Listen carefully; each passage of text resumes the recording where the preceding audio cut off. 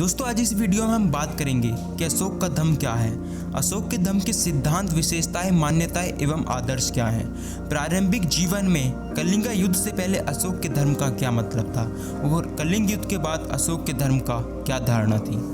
दोस्तों अपनी करुणा और अहंकार रहित हृदय की उदारता तथा कृपालुता में अशोक विश्व के राजाओं में नितांत अकेला था और आज भी है, क्योंकि अशोक जैसा ना तो कोई कल था और ना ही आज है। भारतीय इतिहास गगन में वह सर्वथा अनित और सबसे अधिक चमकने वाला तारा है। अशोक की यह प्रशंसा उसके लोक कल्याण, धर्म भावना और नीति और उसके महान गुरुओं के कारण की जाती है। आइए जानते हैं प्रारंभिक जीवन में अशोक के धर्म का क्या मतलब था। दोस्तों कल्हण जो एक महान इतिहासकार हैं, उनके अनुसार अशोक ब्राह्मण धर्म का अनुयायी था तथा हिंदू धर्म संस्कारों में उसकी गहरी आस्था थी। वह हिंसा का विरोधी नहीं था और वह स्वयं बहुत हिंसा भी करता था। दोस्तों अपने प्रारंभिक जीवन में अशोक शिव की उपासना करता था, किंतु अशोक की धर्म संबंधी ये मान्यताएं कलिंग युद्ध तक ही सीमित रहे, क्योंकि उसके बाद बहुत कुछ उसके जीवन में बदल गया। दोस्तों आइए जानते हैं कि कलिंग युद्ध के पश्चात अशोक के धर्म की क्या धारणा थी। दोस्तों कलिंग युद्ध के बाद पश्चाताप की अग्नि से तृप्ति होकर अशोक ने शिलालेखों में जिस धर्म की व्याख्या की है, उसके आधार पर धर्म के लिए धम्म शब्द उत्कीर्ण होने के कारण सामान्यतः अशोक द्वारा बौद्ध धर्म अंगीकार करने की अनुभूति होती है। आइए जानते हैं कि अशोक का धर्म किसे कहते हैं। दोस्तों अनेक विद्वान अशोक के धर्म का अर्थ बौद्ध धर्म से लगाते हैं, परंतु शिलालेखों से यह स्पष्ट होता है कि उसका अर्थ जीवन के सर्वमान्य नैतिक सिद्धांतों और व्यवहार से था।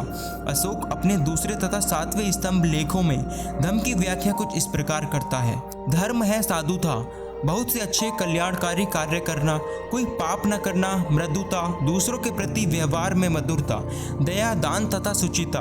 धर्म है प्राणियों का वध न करना, किसी भी प्रकार की जीव हिंसा न करना, माता पिता तथा बड़ों की आज्ञा मानना, गुरुजनों के प्रति आदर, मित्र, परिचितों, संबंधियों एवं ब्राह्मण तथा श्रमणों के प्रति दानशीलता तथा उचित व्यवहार और दास तथा भृत्यों के प्रति उचित व्यवहार करना, ये धर्म है अशोक का। दोस्तों ये जानते हैं कि अशोक की धर्म संबंधी मान्यताएं या लक्षण क्या थे।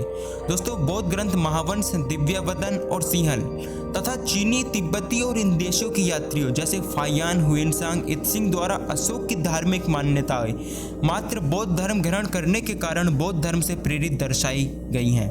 दोस्तों अशोक के धर्म के प्रधान लक्षण कुछ इस प्रकार हैं।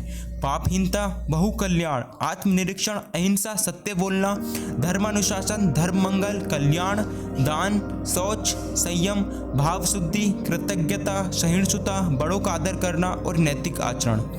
दोस्तों डॉक्टर सिमित और डॉक्टर राधा मुक्त मुखर्जी के अनुसार अशोक का धर्म सार्वभौम धर्म था, क्योंकि उसमें सभी धर्मों के समान सिद्धांतों का वर्णन है। अशोक सर्वत्र धर्म का प्रचार प्रसार करना चाहता था, क्योंकि उसमें सभी धर्मों का सार विद्यमान था।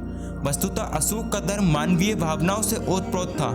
डॉक्टर रामशंकर त्रिपाठी के अनुसार जिस धर्म का स्वरूप उसने संसार के सम्मुख उपस्थित किया, वह सभी सम्मानित नैतिक सिद्धांतों तथा आचरणों का संग्रह है।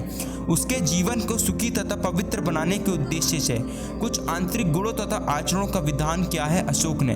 अशोक महान का धर्म संकीर्णता तथा सांप्रदायिकता से बिल्कुल मुक्त था। दोस्तों शिलालेख विशेषज्ञ फिलिट के अनुसार अशोक का धर्म बौद्ध धर्म नहीं बल्कि राजधर्म था।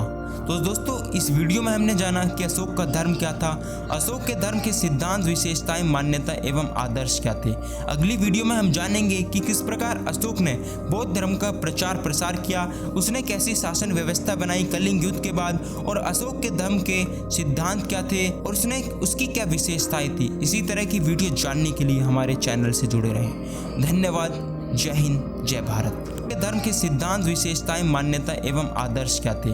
अगली वीडियो में हम जानेंगे कि किस प्रकार अशोक ने बौद्ध धर्म का प्रचार प्रसार किया, उसने कैसी शासन व्यवस्था बनाई कलिंग युद्ध के बाद, और अशोक के धर्म के सिद्धांत क्या थे और उसकी क्या विशेषताएं थी। इसी तरह की वीडियो जानने के लिए हमारे चैनल से जुड़े रहें। धन्यवाद। जय हिंद, जय भारत।